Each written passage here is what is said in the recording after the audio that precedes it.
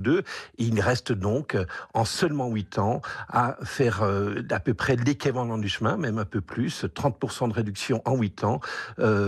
C'est absolument colossal et ça va obliger les entreprises, les particuliers à faire cette démarche de mieux prendre en compte les conséquences du changement climatique dans nos décisions individuelles, c'est-à-dire plutôt prendre des transports en commun, rouler à vélo quand c'est possible, éviter de prendre l'avion quand c'est possible, utiliser le télétravail quand c'est possible. Là, ce sont des transformations des modes de production et de modes de vie qu'il faut mettre en œuvre le plus rapidement possible maintenant. Oui, mais alors la taxe carbone à 44 euros, c'était déjà 10 centimes par litre d'essence pour le consommateur. Votre suggestion de la tripler, ça veut dire 30 centimes de plus sur les litres de l'euro. Vous voulez mettre la France dans la rue avec vos suggestions?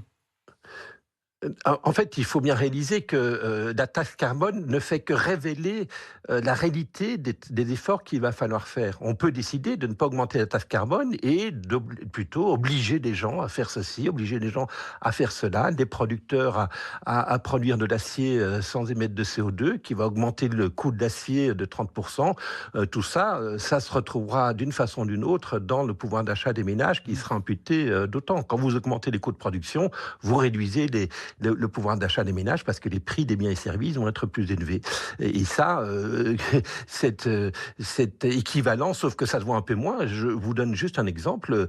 L'électricité solaire, le photovoltaïque, on la subventionne massivement en France depuis une quinzaine d'années à travers des prix garantis de la vente d'électricité pour tous les kilowattheures qui sont produits par ces panneaux photovoltaïques sur les toits de nos maisons. Ce mode de production augmente le coût de fabrication de ces kilowattheures et se retrouve dans notre facture d'électricité à travers une contribution au service public de l'électricité qui représente 15% de votre facture. Ça aussi, c'est une atteinte au pouvoir d'achat des ménages, mais sauf qu'ils le voient moins qu'une taxe carbone. La taxe carbone ne fait que révéler la réalité des efforts que nous allons devoir faire. Et plus dire on ne va pas augmenter la taxe carbone parce qu'on ne veut pas révéler aux gens la réalité de ce qu'il faut faire, c'est un petit peu problématique. Est-ce que le véritable enjeu, Christian Gaulier, c'est pas d'équitablement partager cet effort, c'est-à-dire de faire payer plus les plus riches et moins les plus pauvres?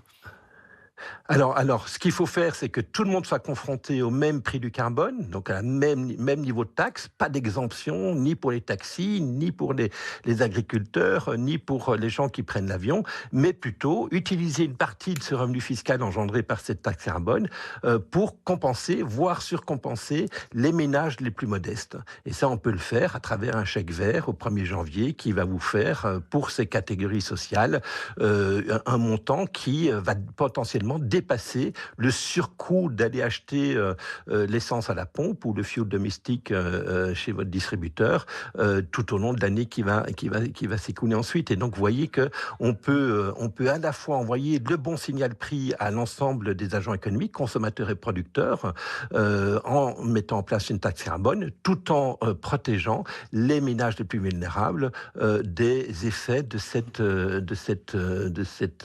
coûts supplémentaires.